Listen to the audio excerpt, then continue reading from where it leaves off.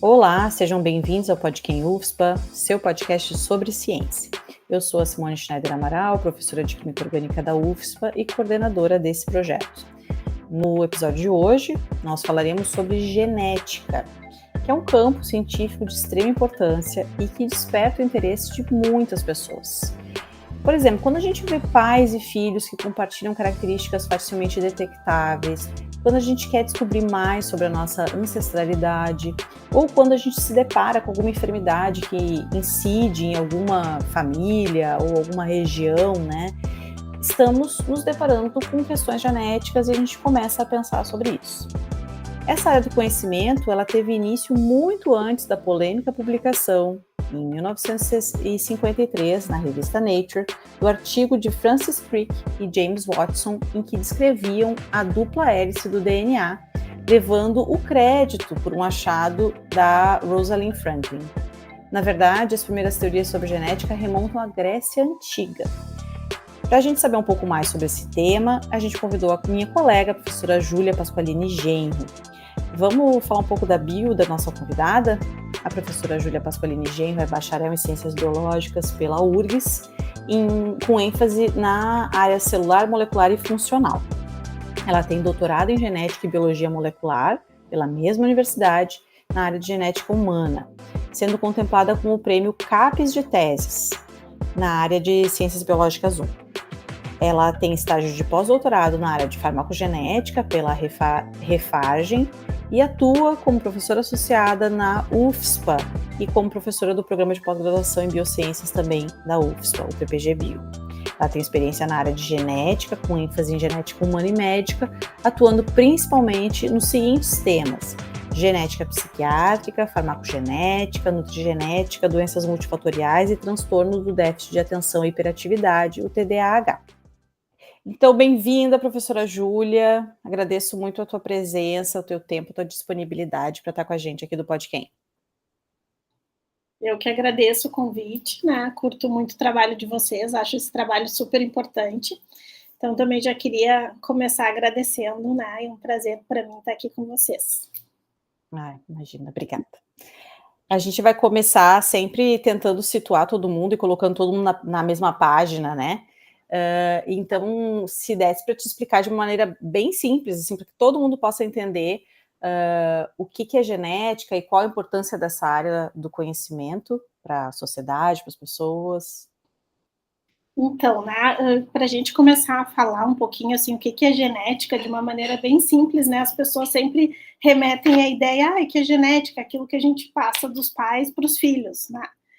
Então, a gente pode, né, resumir que a genética é o estudo dos genes, né, ou da passagem dessa informação genética entre as gerações, né? Então, a genética vai ter as informações que nos dizem, né, como a gente constrói um ser vivo, e o estudo da genética, né, de uma maneira bem simples, é a gente entender, então, a função desses genes, desse material genético, e como isso é transmitido entre as gerações. E para a gente pensar assim na importância, eu sou suspeita para falar, mas a gente pode, né? A genética está no nosso dia a dia, cada vez mais a gente tem ouvido falar desse termo.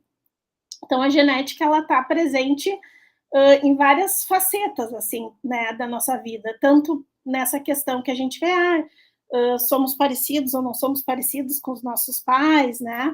Então a genética ela está em muitos âmbitos, assim. Então a gente pode pensar, né, na genética que tem uma influência, por exemplo, em melhoramento animal, vegetal. A gente pensa na genética dessas questões, por exemplo, tipo sanguíneo, características físicas, reconstruir histórias, né, das populações. A genética também é utilizada para isso, para pensar relações evolutivas entre os seres vivos.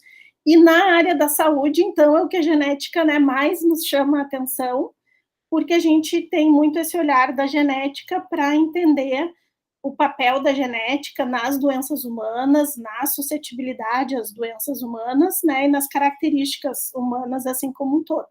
Então, a genética está em todos os lugares.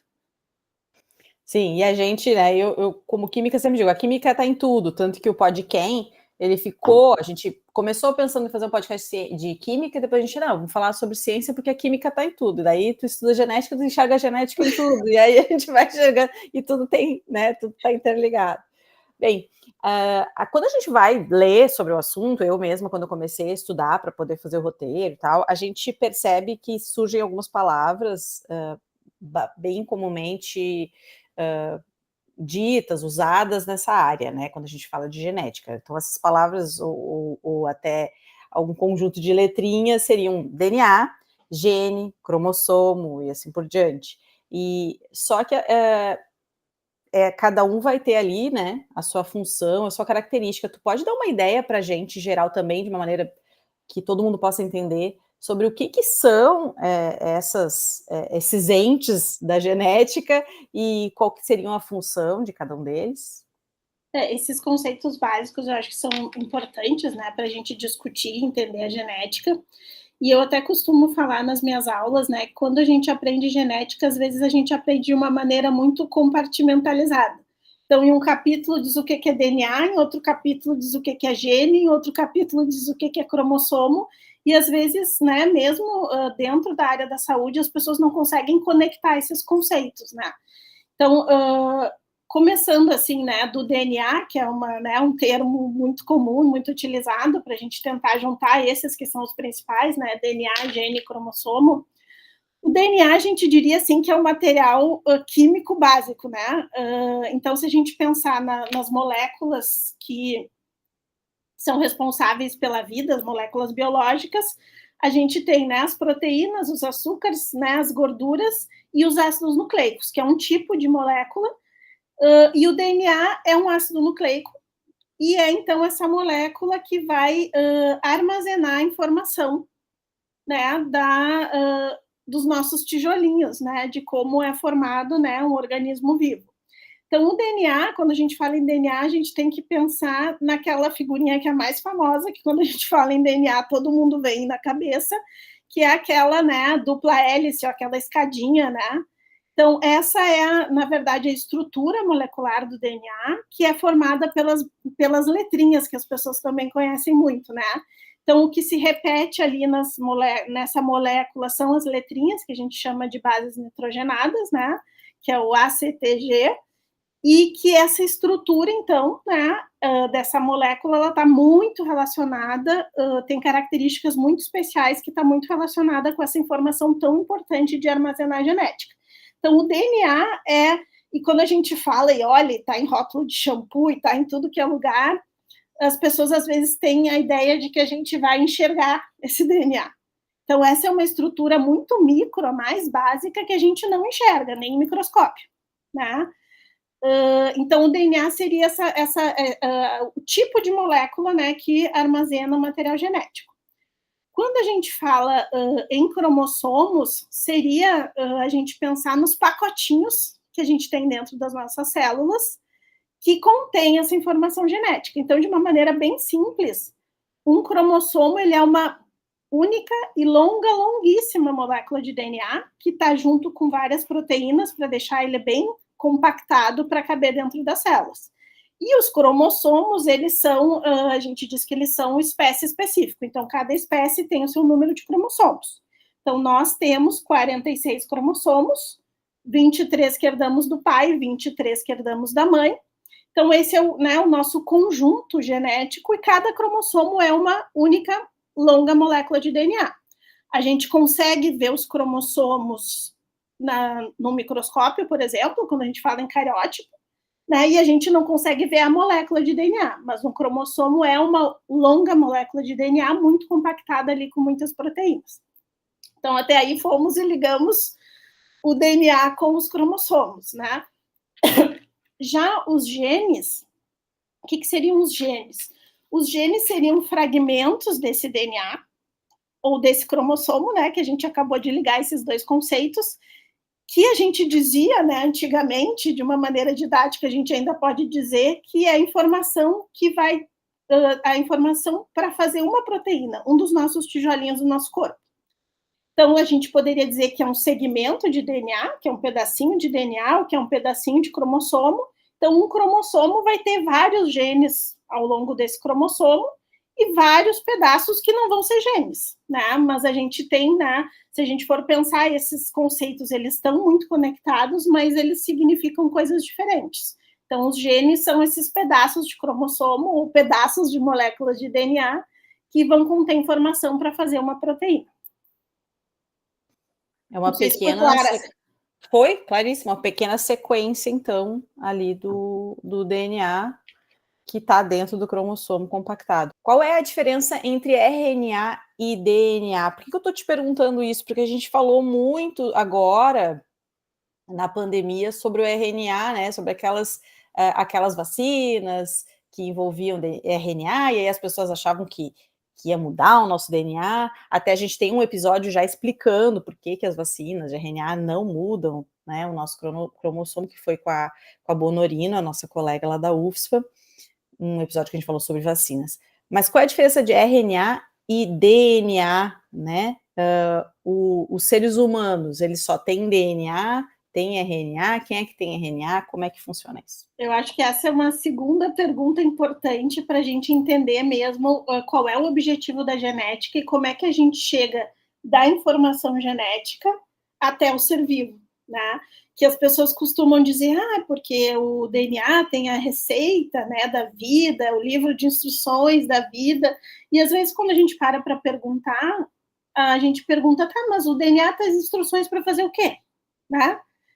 E eu acho importante a gente fazer essa reflexão, porque é daí que a gente vai entender realmente qual é a importância da genética.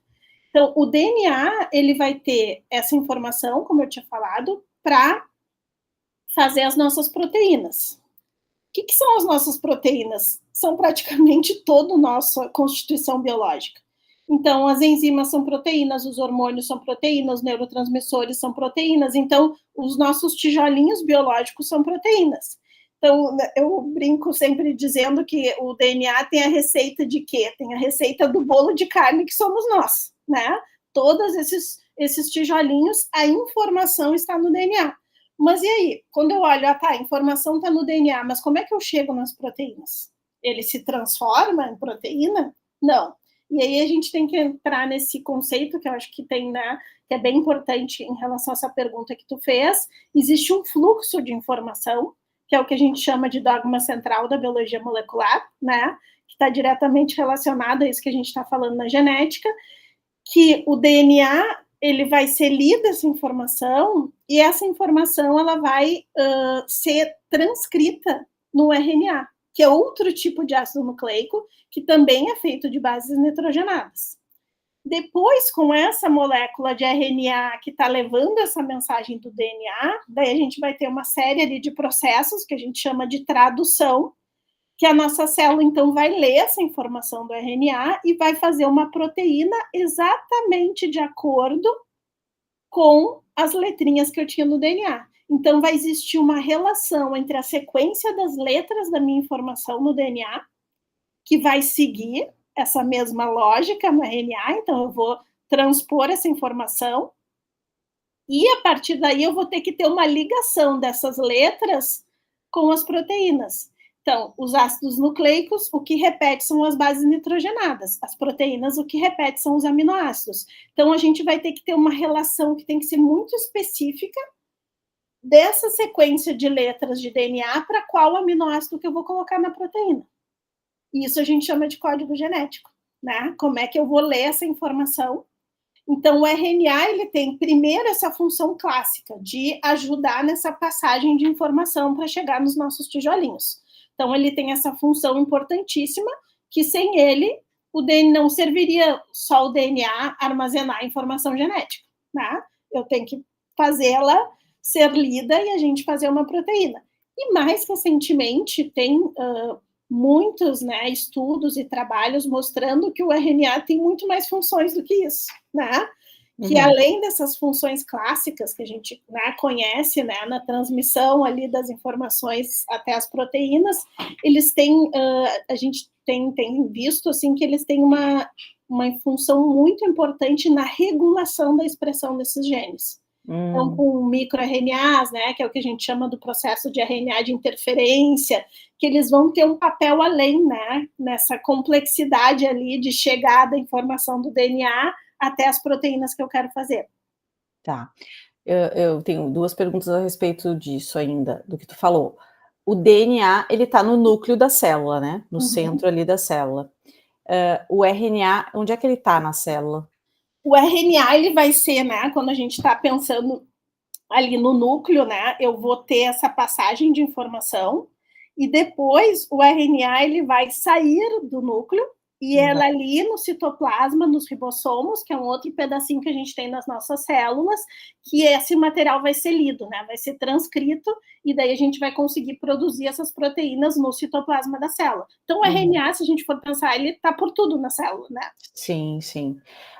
E eu queria falar um pouco, porque eu tenho a visão, né, da química, então só comentar contigo e com quem está nos ouvindo, né, que as bases nitrogenadas do DNA, que tu comentou ali, são moléculas, que tu falou das letrinhas, né, que são moléculas químicas, que a gente estuda até, quem for fazer biomedicina, a gente fala sobre isso, a gente conversa sobre, nas biomoléculas, nas disciplinas, que são introdutórias às tuas depois, né, e elas, então, vão ser, claro, tem todo um processo que eu nem vou me atrever, eu sei dos RNA mensageiro, me lembro brevemente disso da biologia, e o RNA, pelo que eu me lembro, ele tem uma base nitrogenada que é diferente, mas que eu não sei se é o ser humano, mas enfim, aí depois a gente pode pensar sobre isso, que é a timina, né, e que eu não sei se está no ser humano ou se só está em alguns vírus, eu já não lembro mais. Em todos, tá. E depois, como tu comentou, eu só estou falando assim para o pessoal lembrar lá da química, né? Essas bases nitrogenadas, que são compostos orgânicos com nitrogênio, vão ser traduzidas em sequências de aminoácidos que vão gerar as proteínas, que são proteínas, enzimas, lembrando, né, que a pele, ela é formada de proteínas, a queratina do cabelo, tudo é proteína. tudo. Então, só que cada proteína que forma alguma coisa tem a sua sequência diferente.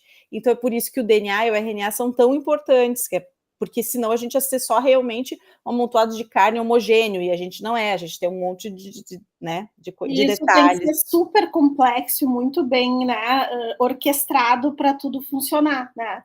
E o que eu acho bem interessante, assim, da gente pensar sobre isso, é que quando a gente fala, né, da estrutura do DNA e pensa na escadinha, não é à toa que a escadinha tem um corrimão de cada lado, né? Porque é o que a gente chama da complementariedade das bases nitrogenadas. E isso é chave para uma passagem de informação precisa, porque isso é usado até o final do processo, de chegar lá do DNA até as proteínas. Então, quando eu leio o DNA para fazer um RNA específico, como é que eu sei qual é a sequência? Eu vou usar complementariedade de bases, né? E isso só é possível a partir das interações intermoleculares que a gente estuda também lá na Exato, dessa interação toda. E até chegar lá na proteína, é a complementariedade de bases também que é usada. Por quê? Porque tem outros tipos de RNA lá que vão ajudar a levar o aminoácido específico de acordo, né, com ali as bases nitrogenadas que eu tenho no RNA transportador e que eu estou lendo no RNA mensageiro. Então, essa estrutura ela é muito chave e essa complementariedade ela é fundamental nesse processo do início ao fim, né? De ler essa informação e fazer o nosso bolo de carne, né? Construir os nossos tijolinhos. Isso, e fazer direitinho, né, sem dar nenhum problema. Bom, eu vou inverter uma pergunta que eu tinha feito aqui, já que a gente está falando tanto nos tijolinhos das proteínas e tal, eu vou falar sobre o projeto Genoma. Não sei se todos os nossos ouvintes conhecem, né, mas é um projeto que pretendia sequenciar todo o código genético humano, para que a gente pudesse entender, né, essa instrução para a produção dos tijolinhos, que são as nossas proteínas, e que vão desempenhar aí uma série de funções no nosso corpo. E a gente achava já, né, quando começou esse projeto Genoma, que como nós somos seres complexos, que a gente tem mais de 200 tipos de células no nosso organismo, que também vão desempenhar uma série de funções, a gente imaginou que o genoma seria extremamente complexo e que a gente teria muitos genes codificadores de proteínas importantes. Só que o projeto Genoma se encerrou em 2003 e a gente acabou descobrindo que menos de 2% do genoma humano vão ser dedicados à produção de proteínas. E cerca de 20 mil genes codificadores de proteínas foram encontrados nas linhas, né, das moléculas que compõem o DNA, e isso é similar a seres muito simples, como minhocas e moscas das frutas, por exemplo. E aí, como é que a gente compreende isso, Júlia? Como é que a gente pode construir seres tão simples e tão complexos, com um código aparentemente tão simples e não tão grande e complexo como a gente imaginava, em que cerca de 98% das informações elas são desprezadas e só 2%, pelo menos essa informação que eu coletei nas minhas pesquisas, são utilizados para, de fato, para fazer, né, moléculas, enfim, e gerar essa complexidade toda. 2% de tudo que a gente tem. Isso foi um assunto assim que quando começou o projeto Genoma Humano, tinha aquela esperança de que vamos decodificar, saber todas as letrinhas, não vai ter doença, não vai ter nada que a gente não entenda depois que a gente tiver todas as sequências, toda a sequência do DNA conhecida. E daí realmente foi um grande, assim, foi, né, um balde de água fria quando esses estudos terminaram e se chegou nessa conclusão que nós tínhamos um número muito pequeno de genes, que fica em torno realmente de 20 mil genes, e que a maioria desses bilhões de letrinhas ali não teriam informações para fazer as proteínas. E 20 mil genes, com certeza, não dariam conta da nossa complexidade, do número de proteínas que a gente precisa fazer, né, para ter a complexidade, né, de um ser humano ou de qualquer outro ser vivo. Mas pensando aqui, né, nos seres humanos especificamente. Então, o que começou a se discutir, né? Primeiro, claro, vamos absorver e vamos pensar também que o projeto Genoma Humano teve muitos ganhos, né? Muitos testes genéticos, muitas doenças monogênicas, né? A gente conseguiu conhecer bastante coisa, mas a gente viu que realmente só ler as sequências não ia nos chegar, né? E entender a base das doenças e de como é que a gente faz todas essas proteínas. Então, o que começou a se discutir, que hoje, né, é bem falado, né, dentro da área, é que primeiro se pensou, será que esse DNA não serve para nada? Que seria um DNA lixo, né, se falava antigamente.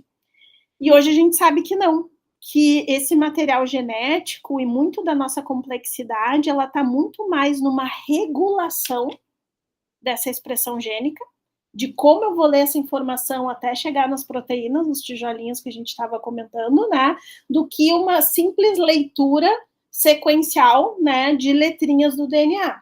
Então, aí entram várias questões, né, que a gente pode pensar. Uma das coisas que já há muito tempo se conhece é que a partir de uma mesma sequência de DNA, a gente tem pedaços que ficam na informação quando a gente vai fazer as proteínas e pedaços que a gente tira, que são os introns e os exons. A gente já sabe que é possível misturar exons e fazer proteínas diferentes a partir de uma mesma sequência. Isso já é algo, né, que desconstrói um pouco isso e ajuda a explicar. E depois começou a se entender que a gente tinha muito desse material aí, importante mesmo é na regulação, na expressão. Então, RNAs que não são codificantes, né, como esses microRNAs, né, e toda uma questão que a nossa complexidade, ela estaria muito mais nessa regulação, e que muito desse material, que não é sequência propriamente dita para proteínas, vai ter sim uma função nessa regulação. E que daí vão entrar todos esses mecanismos, né, e mecanismos de epigenética também, né, de como é que o que eu vou expressar, o que eu não vou expressar, do que eu pegar uma sequência, né, de DNA e dizer, não, isso aqui é essa proteína e deu, acabou. Não, não é. Até porque quando a gente infere o número de genes, a gente faz isso a partir de sequências que a gente chama consenso. Quase todos os genes começam assim e terminam assim, né? E como a gente sabe que isso pode estar embaralhado e que podem, inclusive, ter genes, né, com estruturas diferentes e toda essa regulação dessa expressão, Hoje a gente vê muito mais que esse segredo, né, do nosso genoma e como chegar na nossa complexidade está na regulação da expressão desse material, de como a partir do DNA eu vou chegar em todas essas proteínas no momento certo, no tecido certo, né, que a gente está falando, né, aqui especificamente do nosso, né, no caso, seres humanos. Então, a construção de toda a nossa complexidade, todas as estruturas que a gente precisa gerar para construir um ser humano, ela é muito mais complexa do que simplesmente eu ler uma partitura e tocar um instrumento. Quer dizer, uma orquestra ela não funciona só lendo a partitura ali do piano e tocando belamente aquele piano. É bem mais complexo do que isso. Tem outros instrumentos envolvidos, tem também a forma como eu me movimento no piano. Exato, e é possível que tenham mecanismos que a gente nem descobriu ainda, né? Provavelmente, acredito. Esses mecanismos são novos, né? Por exemplo, esses mais relacionados à epigenética, né? Então, é muito possível que é agora que eu acho que a gente vai começar, né, a tentar desvendar realmente, né, essa complexidade. Como é que essa música toca mesmo, né? E só para lembrar também para os ouvintes, e até a mim, que eu já não lembro mais, quando a gente tem lá no DNA e depois o RNA, né, transportador, mensageiro, enfim, que a gente tem as bases nitrogenadas, que são adenina, citosina, guanina, timina, isso, tem até um filme, né, que é chamado de Gattaca, que lembra? Antiquíssimo, né, pessoal? Eu adoro esse filme, eu recomendo sempre, assim, para quem gosta de genética, quem gosta do assunto, é um filme de 97, mas ele é muito atual em muitos aspectos de coisas que a gente discute hoje. Isso. E aí essas bases, guanina, adenina, como é que é mesmo quando pareia lá para fazer a tradução, né? A guanina traduz... Como é que era isso mesmo? Traduz qual era o aminoácido? Como é que funcionava isso? O que a gente chama da complementariedade, né? É que, assim, quando a gente tem ali a cadeia do DNA, que é dupla fita, e que eu vou ter os corrimões ali, eu vou ter sempre a citosina com a guanina e a adenina com a timina, né? Tinha até umas decorebinhas que o pessoal ensinava nos cursinhos, agora eu nem lembro qual, porque eu implico com as decorebas. Mas, então, eu tenho essa complementariedade específica, que é o que eu comentei antes, que isso é muito chave para uma molécula que tem que passar informações tão precisas. Então, quando eu tenho, por exemplo, o DNA, quando a gente forma ali a primeira célula, o zigoto, né? Vamos pensar que a gente tem que ter depois milhares e milhares, né, de células que vão se multiplicar ali, né, no embrião e depois no indivíduo, e eu tenho que manter esse mesmo material genético em todas as células. Quem que me garante que vai ser o mesmo material genético em todas as células? A estrutura do DNA, porque quando eu for replicar, ou seja, duplicar esse DNA para a célula se dividir, eu vou abrir essa molécula e eu vou ter certeza que onde eu tenho A, eu tenho que pôr o T, onde eu tenho o C, eu tenho que colocar o G. Então, essa complementariedade ela é muito chave nesses processos. Por isso que é tão importante, né, essa estrutura. E para o RNA a mesma coisa. Então, eu vou seguir a mesma complementariedade, né? Claro, daí respeitando, né, as bases de diferença que tem no RNA, mas eu vou seguir exatamente a mesma complementariedade. Tá, mas isso é extremamente importante. Mas outra coisa que eu queria lembrar é o seguinte, que daí quando a gente vai... aí tu me corrige se eu estiver falando, tá? A gente vai traduzir isso para transformar o RNA em proteína, aí tem aqueles códons, né? Que são sequências de 3, é isso? Isso. Que aí, por exemplo, estava até procurando aqui na internet, o códon de AAA, que seriam 3 adeninas, né? Forma, por exemplo, a lisina, coloca uma lisina, que é um aminoácido, lá na sequência, mas aí tem que estar na posiçãozinha certa lá da proteína para ser aquela proteína que tu quer, porque isso que também as pessoas têm que entender, a proteína é uma sequência de aminoácidos, só que se tu muda um aminoácido daquela enorme sequência, tu já tem outra proteína, que já vai fazer outra função. E que, inclusive, né, pode ter uma função bem, né, prejudicada, dependendo do aminoácido que tu troca, né. Então, isso também, quando a gente lê o RNA, porque é muito fácil a gente pensar em complementariedade de DNA para RNA, todo mundo tem base nitrogenada, segue a regrinha, vai dar tudo certo, né? Mas e para as proteínas? Para as Pois é. proteínas a gente também segue a regrinha. Só que daí eu vou ter um mecanismo um pouquinho mais complexo, onde entra aí no jogo outros tipos de RNA. Então, o que vai acontecer? O RNA mensageiro vai ter ali as letrinhas para serem lidas, né? E o que vai acontecer? Eu vou ter um RNA transportador que vai ter 3 letrinhas que vão interagir, né, por quimicamente, vez, com esse RNA mensageiro, através do quê? Complementariedade. Isso. E Na verdade, é uma coisa mais física até do que química. E esse RNA transportador, ele vai estar levando o aminoácido específico daquele código. Então, isso é lindo. Isso é muito louco. Eu gosto de falar e trazer essa ideia da importância dessa estrutura. Porque até para eu transformar de uma biomolécula em outra, é a complementariedade que está me garantindo que eu vou passar a informação correta. E isso que tu falou das proteínas é muito importante também as pessoas terem essa noção. Porque o que vai determinar a função fisiológica da proteína, né, de uma maneira assim mais básica, é a sequência dos aminoácidos. Então, eu vou ter depois várias conformações ali, né, jeitinhos que a proteína vai tomando, e essa forma dela vai estar diretamente relacionada com uma função. Então, se eu troco uma letra lá no DNA, e isso acaba trocando um aminoácido lá na proteína, essa proteína pode trocar apenas um aminoácido e ser totalmente disfuncional. Isso. E causar uma doença, por exemplo. E o organismo ele é tão louco, né, que na verdade isso acontece o tempo todo, e aí a gente resolve, né, o próprio corpo detecta, olha, quando não há o desenvolvimento de uma doença, né, mas o próprio corpo detecta e deleta isso. Eu acho tão complexo e tão bonito, e a gente faz isso sem pensar, né, isso é simplesmente, segue no fluxo ali, mas na verdade é um fluxo químico. Se alguém tivesse que pensar isso, seria uma pessoa realmente uma loucura, inteligente. né? E essa questão, né, da importância dessas moléculas e do código genético, né, também é algo que eu gosto muito de chamar a atenção, que para todos os seres vivos é igual, assim, com raríssimas exceções lá, né, de uma bactéria, uma coisa que muda um aminoácido, assim, porque é tudo igual, todo esse código é igual. Então, a gente diz que o código genético é universal, o que é uma grande evidência da nossa ancestralidade em comum de todos os seres vivos, né? Ah, que lindo isso. Então, isso é uma coisa muito, assim, né, interessante, né, da gente pensar, né, a importância desse mecanismo, né, e como isso, né, em qualquer lugar ali que eu vou ler aquelas letrinhas para fazer aquela proteína, eu vou botar, né, lá a lisina, né, que é o aminoácido que tem que estar ali. Se ele não tiver ali e for outro, aquela proteína pode perder sua função. E voltando mais para trás, os químicos diriam que todos somos feitos dos mesmos átomos, os astrofísicos diriam que somos poeira de estrelas, e aí por aí vai. Por aí a gente vai. Bom, mas de novo vou trocar a ordem aqui do meu roteiro, porque tu falou em epigenética na tua explicação, né?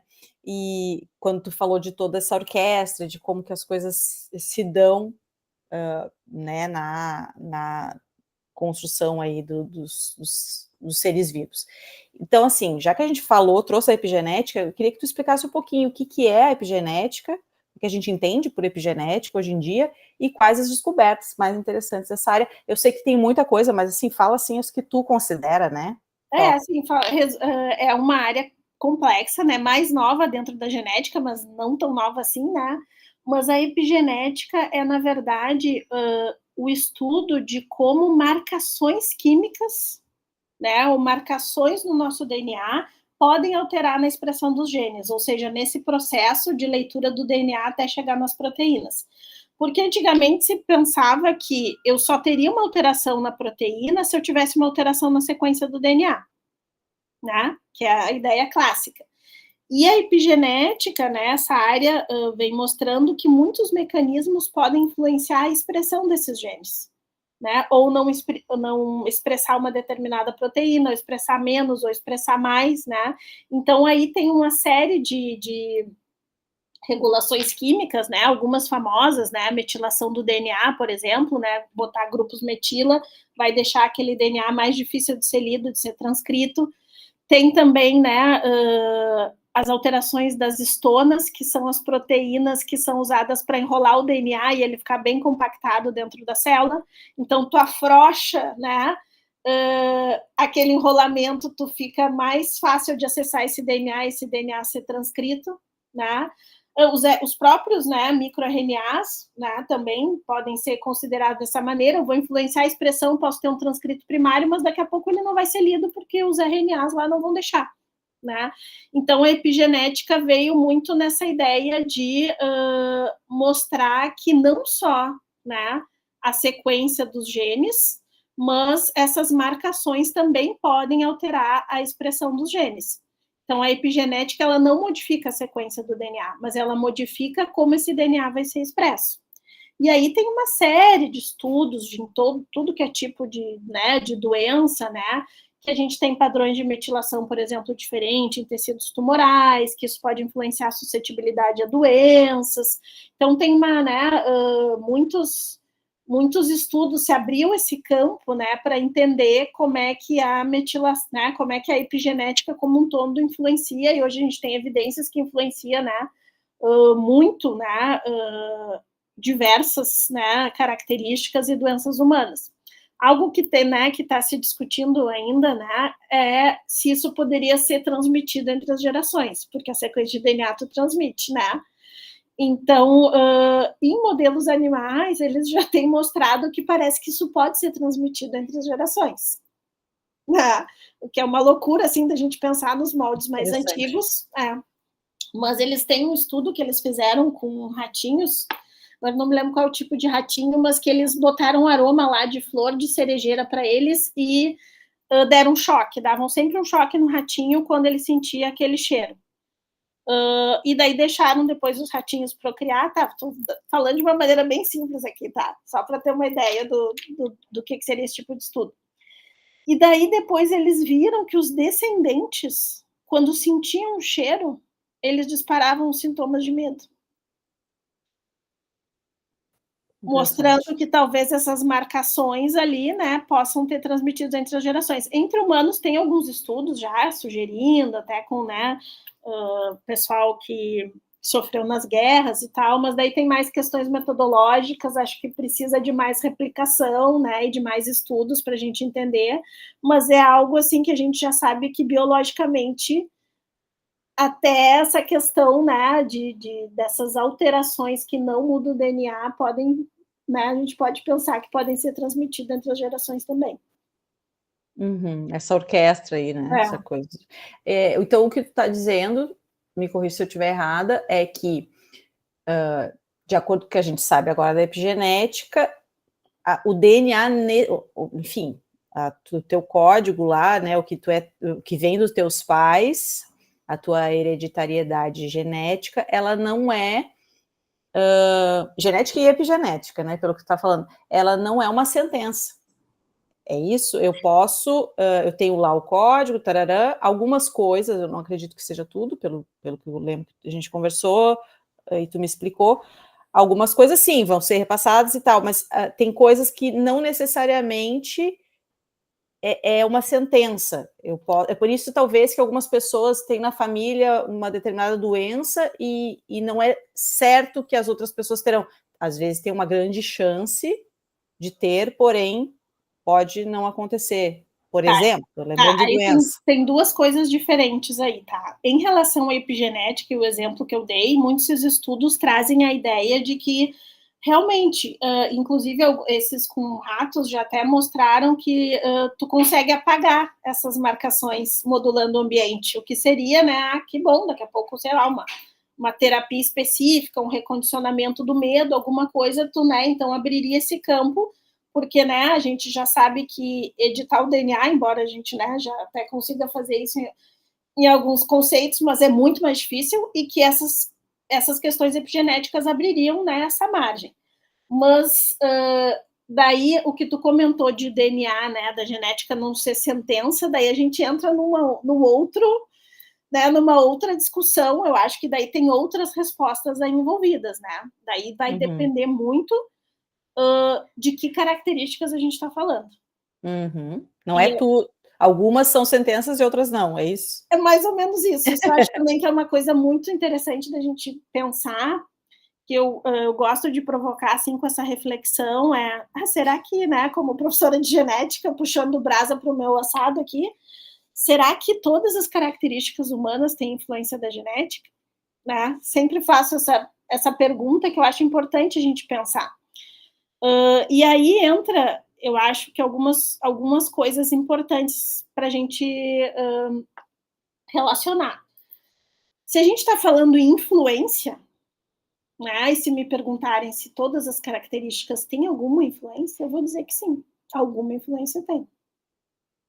Agora, essa influência, né, ou esse papel da genética vai ser o mesmo em diferentes doenças, em diferentes características humanas? Não. Daí vai depender do tipo de característica que eu estou falando, ou do tipo de doença. E aí a gente tem, né, de uma maneira também bem simples, assim, para entender, a gente tem o que a gente chama daquelas, né, características, né, ou doenças que a gente diz doenças genéticas mais clássicas, né, que são as doenças mendelianas ou monogênicas, ou as próprias alterações cromossômicas, onde tu ter uma mutação, por exemplo, se a doença é dominante de alguma dessas condições, tu vai ter a doença. Então, tu poderia dizer que a genética é determinante aí. Se tu herdar essa mutação, tu vai ter essa doença. Se tu tiver um cromossomo 21 a mais, tu vai ter síndrome de Down. Então, aí tu tem um papel da genética determinante, ou quase determinante, porque a gente sabe até que para algumas monogênicas, né, o ambiente pode influenciar também, mas praticamente determinante, né? Então, aquela mutação explica aquela doença. Agora, para a grande maioria das características humanas e das doenças comuns, eu não vou ter esse tipo de influência genética. Mas isso significa que a genética não tem impacto? Não. Não significa. Então, daí vai depender da doença, mas essas doenças a gente chama, ou essas características, a gente diz que não vão ter uma herança mendeliana, vão ter uma herança complexa. O nome já diz, né? E complexa, o que significa? Complexa significa que não vai ser um gene que vai responder pela doença. Então, a ideia que a gente tem é que são muitos genes, cada um individualmente com efeito bem pequeno, mas que no somatório, dependendo da doença, o papel da genética pode sim ser bastante importante. Mas nunca vai explicar sozinha. A genética nunca vai explicar sozinha uma doença complexa, nem o ambiente. Exemplo de doença complexa, por exemplo, eu sei que tu trabalha com doenças psiquiátricas, psiquiátricas. né, o O TDAH. TDAH é um exemplo, O que TDAH, não pode ser explicado só por genética, mas tem influência isso, genética. então, aí entra assim, tudo que a gente, né, for pensar pode entrar aí, né? Então tem, né, as doenças psiquiátricas como um todo, TDAH, doença cardiovascular, diabetes. Então todas as doenças comuns, né, ou até características comuns, né, que não são doenças, vão ser TDAH não é uma doença, exatamente. vão ser explicadas por essa herança complexa, né? E daí, claro, cada doença vai ter um papel da genética. Daí as pessoas às vezes tendem, né, a dizer, não, mas quando tu diz que tudo tem influência genética, tu tá sendo determinista. Não. Mas não, pelo contrário, quem A entende influência pode ser grande ou pequena.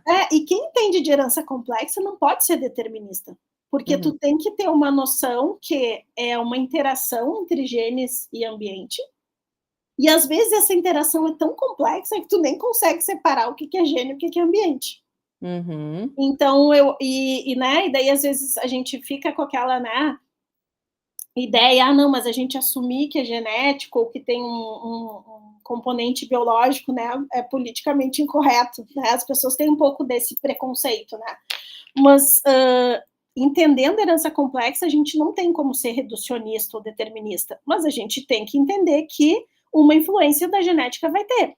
Mesmo as doenças, né, que a gente diria mais ambientais, uma doença infecciosa, que tu precisa ter um contato com o vírus, por exemplo, para ter Covid. A gente sabe hoje que existem pessoas que têm mais suscetibilidade a pegar o vírus e também vai ter uma diferença na gravidade do vírus. E isso vai ser influenciado pela genética. Então, se a gente pensar e voltar lá na nossa história dos tijolinhos, esse é o substrato biológico que vai estar em contato e vai interagir com o ambiente. Então, não tem como não ter uma influência. Claro. Né? Então, isso eu acho também que é uma visão interessante da gente pensar, né, sobre a genética, não sob uma visão determinista, mas uma visão que é um componente importante da gente entender, e mesmo em doenças que tenham, né, um componente ambiental necessário, né, como, por exemplo, uma infecção viral, a genética ainda assim vai influenciar a maneira como tu responde esse vírus. Sim.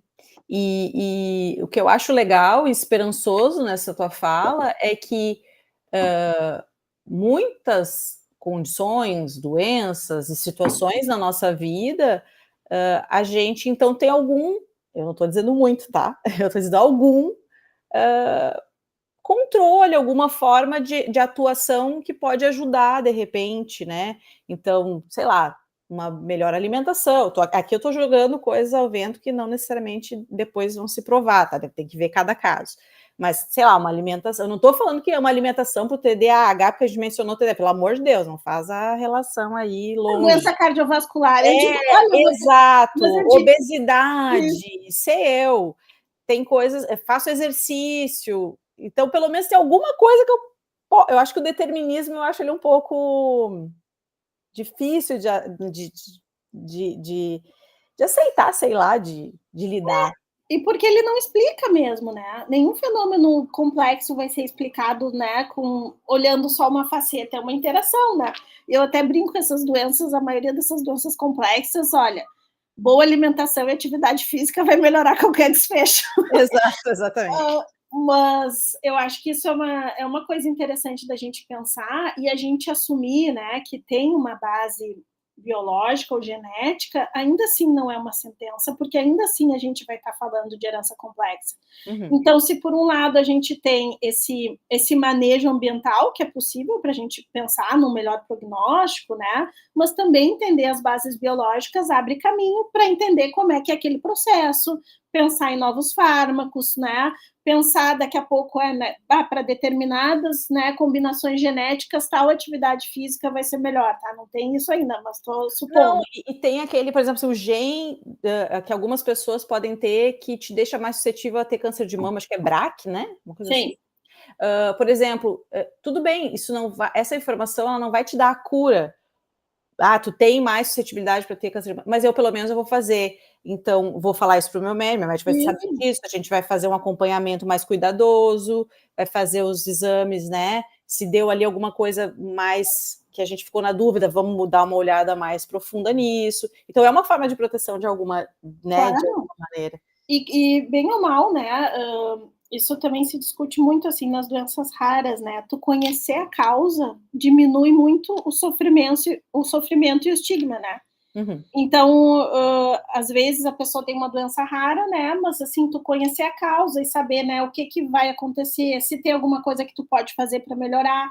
Então, eu acho que o entendimento, eu sempre penso assim, não, né? As pessoas às vezes, não, mas para que, né, estudar se não vai mudar ou se, né, se é genético? Cura. Mas assim, quanto mais a gente souber sobre um fenômeno complexo, mais chance a gente tem de, né, abrir vários horizontes, tanto no que diz respeito a fármacos, a prognóstico, a diagnóstico, como o próprio manejo de fatores ambientais e começar também a entender a interação entre esses dois, né? Também vai ajudar. Então, eu acho que é um caminho aí que a gente ainda tem para percorrer, né? Sim. E a gente, eu acho que já meio que cobriu essa minha próxima pergunta, mas assim, só para a gente encerrar mesmo, tá? Quando a gente ouve muito, assim, na minha família se fala muito, assim, tal coisa é genética, isso aí é de berço, isso aí, eu brinco que tem o meu sogro diz, sangue não é água, né? E aí vai, né? Então, isso as pessoas falam desde beleza física, se o outro é mais irritado, se é preguiçoso, se não é preguiçoso, se é trabalhador.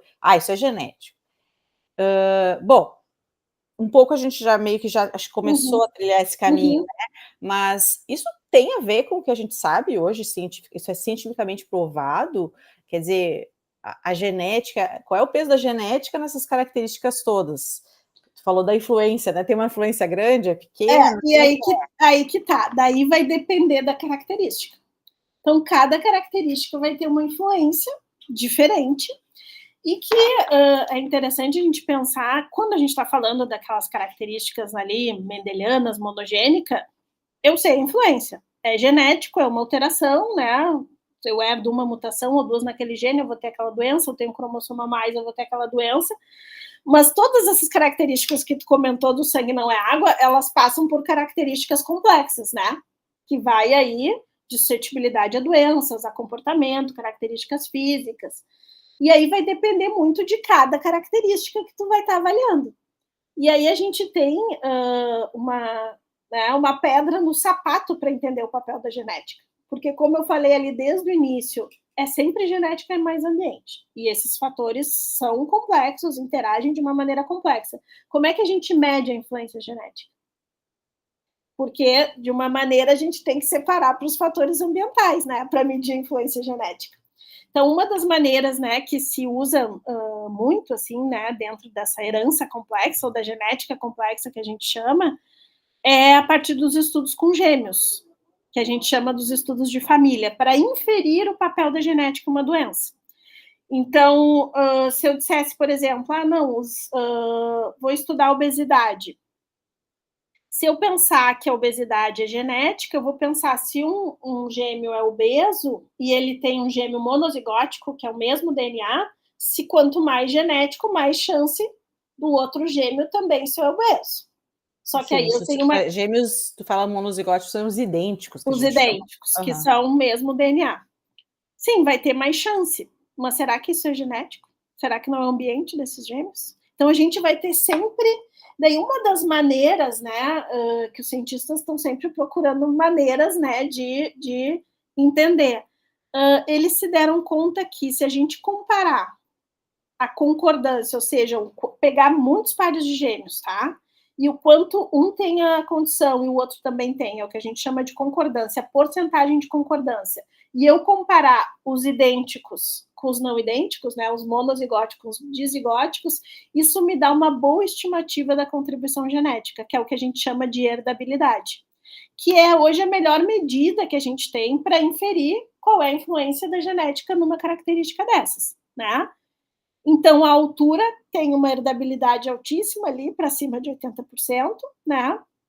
Muitas doenças metabólicas vão estar ali com herdabilidades moderadas, que variam de 30%, 50%, 60%, né? E dentro desse contexto, os transtornos psiquiátricos, eles têm, né, uma herdabilidade alta comparada, né, com outras características, né, e o TDAH, a esquizofrenia, né, o autismo, o espectro autista tem um componente genético muito forte. Então, vai depender de qual característica eu estou olhando, e a gente tem maneiras de estimar a partir de relações familiares, né, cálculos aqui que não vem ao caso, de estimar né, o componente genético, né, dessa característica. Bem legal. Bom, agora chegou o momento do quadro É Verdade Esse Bilhete Pode Quem, que é quando a gente faz a checagem de um assunto que está na boca da galera, tá? Então, a pergunta aqui não é simples. Vamos lá, eu acho que a resposta não vai ser simples.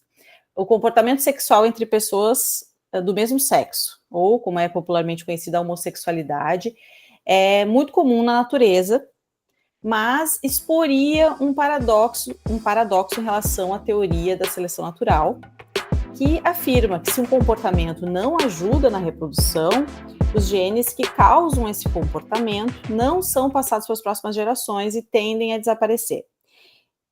Mas a gente percebe que não desaparece, né? A gente continua percebendo isso na natureza, na humanidade.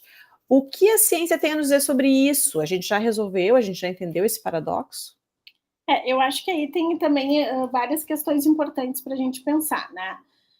Quando a gente fala em seleção natural, né, e as pessoas, né, pensam nesse paradoxo, né, e um pouco assim no intuito já, quando a sociedade faz essa pergunta, um pouco no intuito de dizer isso não devia estar acontecendo, né, por que está acontecendo, que eu acho que aí já é um problema das perguntas, né, que depois eu vou chegar aí, mas a seleção natural, se a gente for pensar, ela é um dos mecanismos, né, que molda a evolução, e que, né, vai ir no caminho do mais adaptado, que é aquele que sobrevive mais e reproduz mais. Então, nesse aspecto, assim, simplório, tu poderia pensar que é um paradoxo. Mas aí que a gente tem que pensar que, né, a homossexualidade, como várias características humanas, ela é complexa. Então, ela é uma interação de vários genes e fatores ambientais.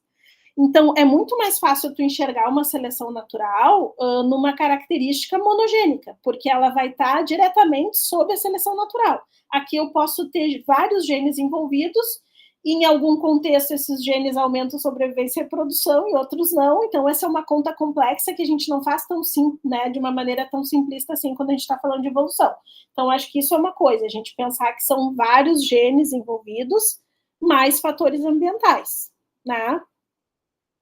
E aí tem várias teorias, né, que se discute em relação a isso, né? Tem o que a gente chama de seleção de parentesco, que seria, né, uma ideia de que esses indivíduos podem ajudar, né, a cuidar prole de parentes, que isso ajudaria a manter, né, esses genes na população. Tem estudos mais recentes dizendo que isso poderia ter uma vantagem social, que se mostrou que em muitos primatas isso era um fenômeno comum e que isso era usado para diminuir as tensões sociais, né, harmonizar, né, o grupo como um todo, e isso aumenta a sobrevivência e reprodução também, né? Então, não existe essa resposta, assim, simples, né? Então, não necessariamente a gente precisa, né, enxergar como um paradoxo, né? E acho que muito mais na ideia da gente pensar como mais uma característica da variação humana normal, né? Que até, né, teve um estudo recente, né, que procurou identificar os genes associados à homossexualidade, que, né, teve mais de 400 mil participantes. E aí entra uma coisa também que eu acho interessante a gente abordar, que eu acho que tem a ver um pouco com a gente pensar nas perguntas, né? Que, por um lado, se a gente diz que tem uma importância genética, e os estudos com gêmeos apontam que aproximadamente a herdabilidade da homossexualidade é 30%, tá? Seria moderado, né? O fato de tu dizer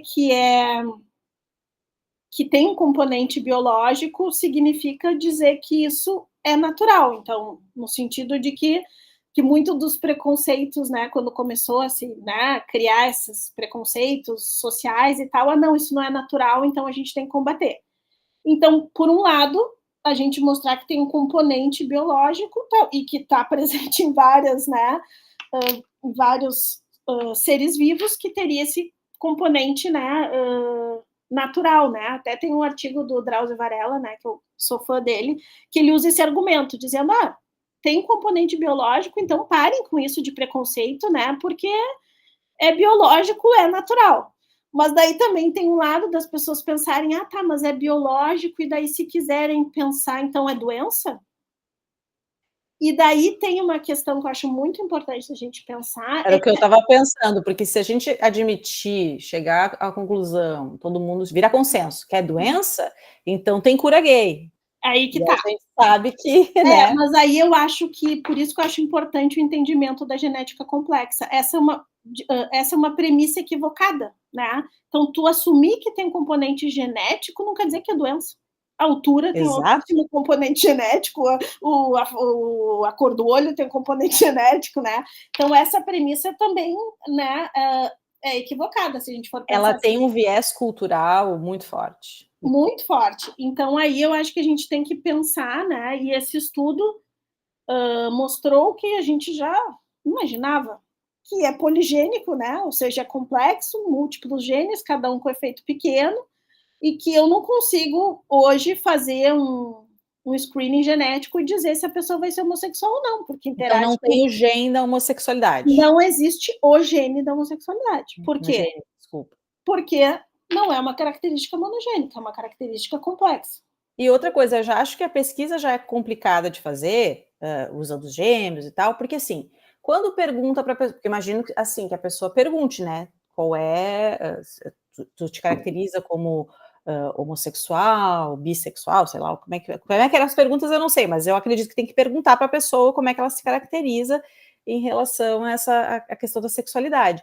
E muita gente talvez vai dizer que é heterossexual porque sequer admite a possibilidade de pensar em ser homossexual, porque a cultura, né, a homofobia é muito forte.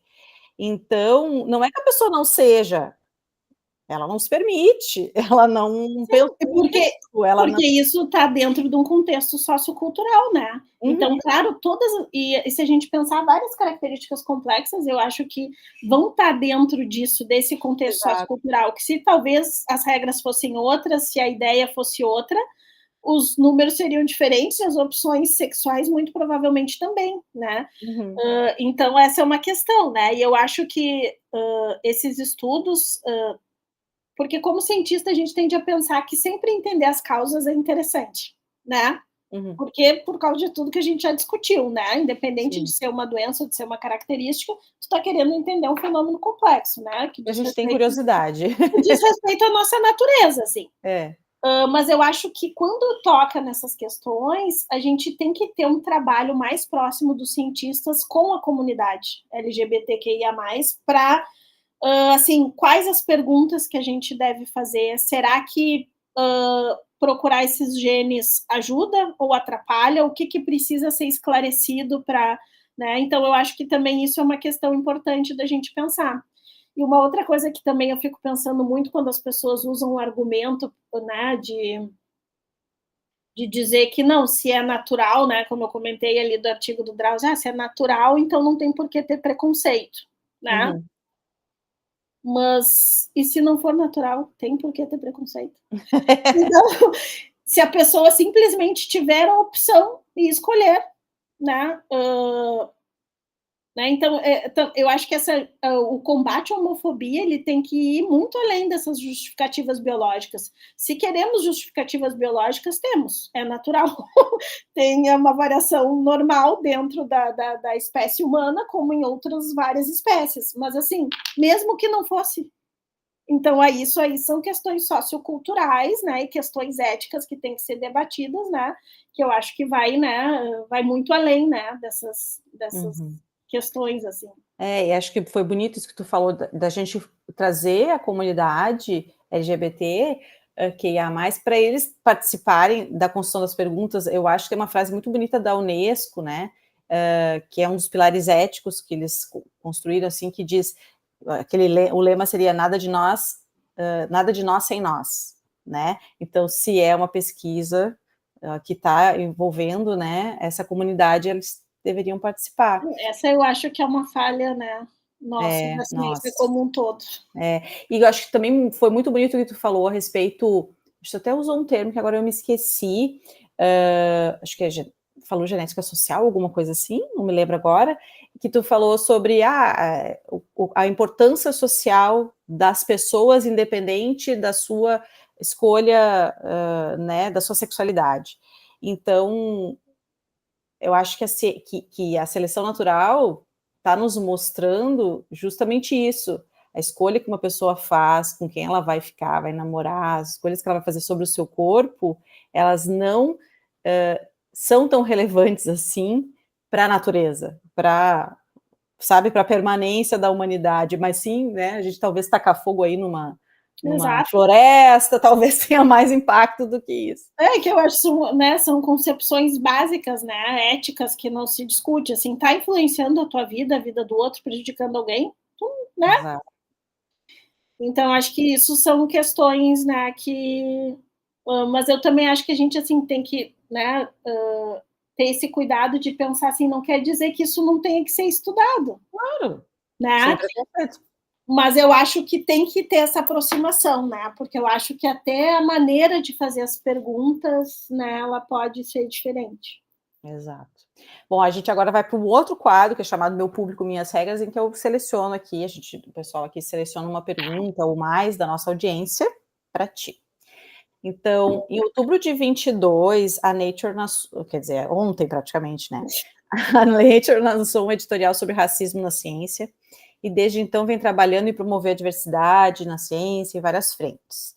Eu queria saber se o teu grupo de pesquisa tem se sensibilizado sobre esse tema e se isso tem se refletido nas tuas iniciativas na pesquisa, seja no desenho dos projetos que vocês escrevem, como na constituição das equipes. E junto já com essa pergunta, eu já quero perguntar para ti se dentro da genética existe esse conceito de raça. São duas perguntas importantíssimas, vamos por partes. Eu acho assim que essa questão, né, dessa preocupação, acho que vem tarde, né, na ciência, dessa questão do racismo, que como a gente estava discutindo, tem todas essas questões socioculturais, né, e daí a gente entra de novo naqueles argumentos que se usa a biologia ou a genética para justificar atos antiéticos ou discriminações, né, que isso a gente viu na história recente da genética também, né. Então, eu acho que isso são questões muito importantes, né, da ciência acompanhar e discutir e fazer essa discussão junto, né, para a gente avançar nesse aspecto. Eu acho que no meu grupo, assim, uma das coisas que a gente tem discutido e conversado muito é essa questão. Primeiro, eu acho que uma transformação importante em todos os grupos de pesquisa, como é o reflexo da transformação que a gente viu depois da implementação das cotas na universidade pública, né? Que eu acho que é um caminho que ajudou muito, né, em amenizar um problema que está longe do seu fim, né, mas que a gente já viu impactos, né, bem importantes. Então, acho que isso acaba se refletindo também nos nossos grupos, nos nossos alunos de iniciação científica, né, porque quando eu entrei, né, há mais de 10 anos atrás, era muito raro a gente ver um aluno negro, né, na USP. Então, acho que isso é importantíssimo, né, e acaba refletindo em vários, né, aspectos e grupos de pesquisa. Uma das coisas que a gente tem discutido muito, assim, na genética psiquiátrica, né, é a questão da representatividade dessas populações, né, e das populações miscigenadas como um todo, nesses estudos genéticos mais atuais, de varreduras genômicas, que muito provavelmente daqui a um tempo vão estar ajudando aí em diagnóstico e prognóstico de muitas doenças. Então, existe hoje um viés eurocêntrico muito forte nesses estudos que a gente chama de JAWS, né, nessas varreduras genômicas, que buscam procurar os genes que são responsáveis pela suscetibilidade a diversas doenças.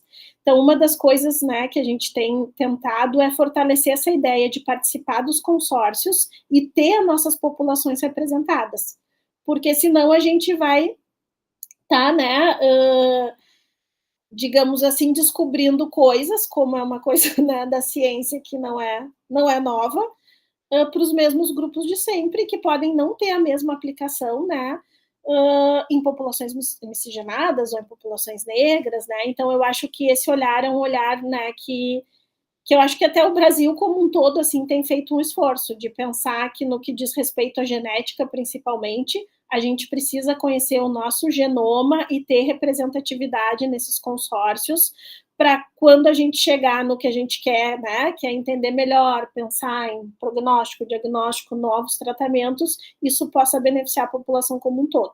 Então, isso eu acho que é um ponto importante. A segunda pergunta, que é sobre raça, do conceito de raça na biologia, né? Era essa a pergunta? Na genética? Na genética. Eu acho que essa é uma questão muito interessante e também tem vários desdobramentos. E hoje, né, a gente pode dizer que os estudos mais atuais para a raça biológica, né, não existe raça, de acordo com o olhar da genética, né? Porque quando a gente fala de raça e a gente fala nesse contexto biológico, a gente pensa, tipo, raças de cachorro, né? O que significa uma raça? Significa que tu tem um grupo que tem muitas características em comum que tu consegue diferenciar de outro grupo por características fenotípicas, de aparência, né? E muito dessa herança que a gente tinha, né, e muito também de justificativas de preconceito da própria, né, desse movimento de eugenia, era dizer que nós tínhamos diferenças, né, entre os grupos, diferenças genéticas, né, inclusive em vários contextos, né, dizendo que dependendo do grupo, essas características eram inferiores, né, e que, então, muito da ciência se baseou nisso.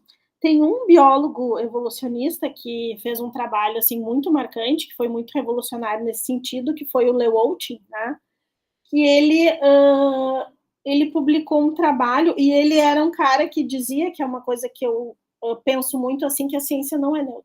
E aí da importância da gente pensar nas perguntas que a gente vai fazer. E daí o que ele mostrou, né? Isso em 1972. Ele pegou grupos, populações, né, conhecidas, né, que fenotipicamente que seriam, né, de um determinado continente ou de uma determinada raça, pegou populações grandes e examinou variações nessas populações. Né? Na época nem tinha ainda o sequenciamento de DNA, né? Era variações de enzimas, de proteínas, mas o que ele mostrou? Ele disse, será que isso que estão chamando de raça se justifica, né, na genética? E ele mostrou que a variação que existia dentro do grupo que ele chamou, por exemplo, né, do grupo de brancos, né, de um determinado continente lá da Europa, a variação que tinha dentro do grupo, ela era muito grande também. E que a variação que tinha entre os grupos, a diferença entre os grupos, era minimamente maior, que a gente tem muita diferença dentro dos grupos. Isso foi replicado depois por vários estudos e já por questões de sequenciamento, né? E se a gente pensar evolutivamente, isso faz bastante sentido, porque a nossa evolução humana é recente. Então, se pensava, para tu justificar isso, que eu teria que ter muitos e muitos anos essas populações vivendo completamente separadas para eu ter essa distância genética entre os grupos, né? Uhum. E o que a gente sabe hoje é que essas diferenças vão aí de 100 mil anos, e que para a evolução isso não é muito tempo, e que não dão tempo de acumular diferenças suficientes, né, para a gente dizer, né, que seria uma raça, com a ideia que a gente fala de raça de separação de grupos, né, que eu consigo fazer, por exemplo, fazendo uma analogia com a raça dos cachorros, né. Então, biologicamente, né, geneticamente, esse conceito não se justifica. Claro que quem estuda, né, genética de populações, evolução, né, até tem o professor Diogo Maier, da USP, que, né, ele fala muito sobre isso e tem estudos sobre isso. Que a gente, né, claro que a gente tem que, existem diferenças entre as populações de diferentes continentes, porque tu também vai ter alguns anos aí de seleção natural em ambientes diferentes, tanto que tem alguns estudos que mostram que eu consigo, a partir do teu DNA, inferir qual continente que tu veio, que é mais ou menos a base desses testes de ancestralidade. Mas essas diferenças específicas, elas são pequenas perto do todo da diferença.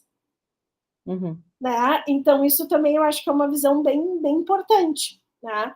Agora, a gente tem que pensar isso num contexto social. Será que o contexto social de raça é o mesmo contexto social da genética? Não. Claramente não.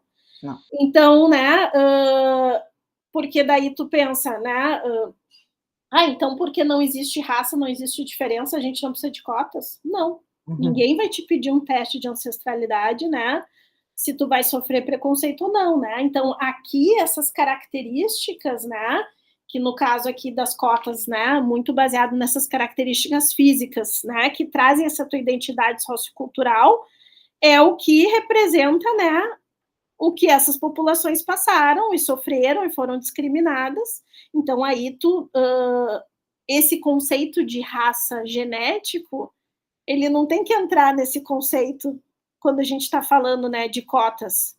Porque daí, então eu acho que isso também é uma coisa importante da gente pensar, porque tu não tá ali fazendo um teste de ancestralidade, né, ou quando alguém é abordado pela polícia, não te pedem qual é o teu componente africano no teu DNA. Não. Então, e também, pelo que tu me falou, esses testes de ancestralidade, eles estudam características genéticas bem específicas e que não necessariamente poderiam... Na verdade, eles escolhem essas regiões que a frequência dos genes, dos alelos, são diferentes entre as localidades, né? Então, né, supostamente isso te dá uma ideia de onde né, vieram os teus ancestrais, né? E que até pode te dar uma ideia precisa. Mas eu acho que isso é uma coisa interessante da gente falar, que às vezes esses conceitos não andam juntos. Então, se a gente fosse pensar, né, há um tempo atrás, né, a gente tem um porquê, que eles usavam muito o porquê de que não, porque é diferente, porque existe raça, porque a biologia é diferente, né? Por isso nós vamos discriminar. Hoje a gente sabe que isso não é uma resposta, mas a caca já está feita. Não é uma resposta válida. E o que tu tá falando, para ver se eu entendi direito, tá? Não tô querendo fazer um cis-explaining aqui, é só para ver se eu entendi. Enfim, geneticamente não existe o conceito de raça, não se prova, não se vê isso geneticamente, mas que socialmente isso vem antes, quer dizer, não adianta algum espertinho ouvir o podcast e dar a grande ideia de a gente fazer as comissões de heteroidentificação usando testes de DNA, porque o que vai impactar e sobre o que estamos falando quando a gente fala de cotas, não é a ancestralidade dessa pessoa necessariamente, mas sim o que as suas características fenotípicas, que são a sua aparência, enfim, a cor da sua pele, seu cabelo, enfim, o que isso trouxe para ela e traz, tá? Traz. No passado, infelizmente, exato. Enfim, de uma série de prejuízos e dificuldades históricas e atuais, né, que essa pessoa enfrenta. Quer dizer, como diz o professor Alan Alves Brito da URGS na entrevista que ele me deu, quando a cor da tua pele definir quem nasce, quem morre, quem vive, né, quer dizer, não somos todos iguais, embora a genética está dizendo que sim, né, não temos diferenças significativas entre nós. E aí, porque é isso, quando uma sociedade, né, que quer manter determinados espaços de poder, ela quer desculpas, ela acha em qualquer lugar. Se servir na biologia, ótimo. Agora, se não servir, vai se encontrar outros, né? Exato. Então, eu acho que isso é uma questão também, né? Porque eu fico pensando que é, né, muito parecido com aquela reflexão que a gente fez sobre a homossexualidade. E se existisse diferença genética entre os grupos populacionais? Isso seria uma justificativa? Não. Então, né? Então, eu acho que, assim, quer usar a genética? Olha, já não rola. Se tu quer justificar o teu preconceito com a genética, não rola, né? Mas, assim, o que a gente tem que pensar em combater é que não temos que ter preconceito. Independente se tem uma diferença genética ou não, mas não tem. Né? Essa não tem. Então, e claro, isso aí daí entra muito nessas questões, né, socioculturais que a gente acabou de comentar, que é isso, que eu acho que isso que tu comentou que o professor falou é exatamente isso, que o professor Alan, eu nunca esqueci o que ele falou. O professor Diogo também fala muito isso. Então, assim, se isso vai determinar se tu vai ser parado pela polícia ou não, se tu vai tomar um tiro ou não, não vão te pedir ancestralidade, nem teste genético, nem nada disso, né? Então, a genética serve nesse contexto de entender, né, a história evolutiva, as migrações, algumas características, sim, que vão ser diferentes entre as populações e vão precisar de cuidados específicos, né? Por exemplo, na farmacogenética, né, populações que ficaram expostas a xenobióticos muito diferentes durante muitos anos, tu vai ter variações diferentes e tu precisa cobrir isso. Então, nesse contexto, a gente vai estar falando de genética, né? De uma genética de raça nesse contexto de genética. Agora, quando a gente está falando dessas questões, eu acho que, né, a gente tem que ser bem mais cauteloso, e eu já vi geneticistas falando isso. Que não, né? Não precisa cota porque não existe. Ai, Jesus, tá. Jesus. Então, eu acho que essa também é uma questão bem importante, né, da gente discutir, né, e avançar, porque ainda temos muito que avançar. Muito. Bom, agora, infelizmente, para finalizar o nosso bate-papo, professora Júlia, e já agradecendo muito a tua presença, eu gostaria de te pedir uma dica cultural que tu considere interessante. Não precisa ser genética, pode ser, mas não precisa. Pode ser como, né, estou falando sobre genética, vai ser sobre genética. Sim, não, as pessoas gostam. Eu tenho alguns podcasts que eu gosto e que eu acho que, né, tem uma visão, assim, que nos ajuda, né, tem um que é um podcast que é 20 Mil Léguas, que eles leem os cientistas como escritores, então uma mistura assim de literatura com ciência, e o primeiro episódio foi sobre Darwin, né, e traz muito esses conceitos de evolução e tal, então assim, eu achei muito lindo e, né, faz a gente pensar e refletir sobre muitas coisas, então esse é uma dica, né, mais puxando aí para a evolução, e sobre essas questões que a gente estava falando, Tem uma temporada do Ciência Suja que fala sobre o colonialismo científico, que eu acho que aborda bem essas questões, que eu acho que é importante, né, não só as pessoas que trabalham com ciência, né, mas que todo mundo assim tenha uma noção que a ciência não é neutra e que os cientistas têm que ter essa consciência e pensar nas perguntas e estar mais próximo, né, das comunidades para a gente, né, ter de fato um avanço que interesse a todos, né, não só quem está fazendo as perguntas. Isso, perfeito, adorei. Eu adoro também esses podcasts e eu não ouço regularmente, mas vou procurar, que você tá comentando, principalmente esse da ciência suja e tal, e o 20.000 léguas eu vou ouvir. Que eu ia te falar, Júlia, muito obrigada mais uma vez. Eu acho que a gente vai ter que fazer uma sequência de episódios, porque eu não falei de transgênicos que eu queria falar, eu não falei sobre as monogênicas quase, que eu acho que é importante, eu acho que tem uma grande parte da população que vai se interessar sobre o tema. A gente tem as doenças psiquiátricas que a gente poderia abordar, tem tanta coisa. Os testes, né? Eu acho que isso é uma coisa que está muito na boca das pessoas, mas eu também não quis puxar, porque eu vi que já estava muito comprido. Não é que a gente tem muita coisa para falar e eu tenho muita curiosidade. E eu falo demais mesmo, né? Não, tu foi perfeita, maravilhosa, eu te agradeço profundamente. Imagina, mesmo. eu que agradeço o convite, adorei. Eu ficar falando assim sobre genética, tu me deixa falar a tarde toda. Não, e a gente vê que tu ama e que tu te realiza falando sobre isso, a gente percebe que a tua expressão é de alegria quando fala sobre isso, e eu acho que a gente precisa de cientistas assim. Precisa, né, Guria? Porque senão... Terminou, pessoal, e a gente espera que vocês tenham gostado muito do nosso episódio de hoje.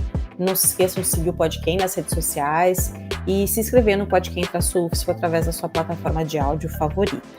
Agora, nós também estamos no YouTube. Nosso canal por lá é o Podquem UFSP. Acessa, curte a gente, segue a gente. Lembrando que o Podquem é um podcast sobre ciência, que traz temas de interesse de toda a sociedade de forma simples e acessível, e que valoriza a diversidade e os conhecimentos ancestrais. Nesse episódio, a gente falou sobre genética, bioquímica, entre outros assuntos. Todos os links importantes vão estar na descrição do áudio e do vídeo. Valeu, pessoal. Obrigada por nos ouvirem. Até mais.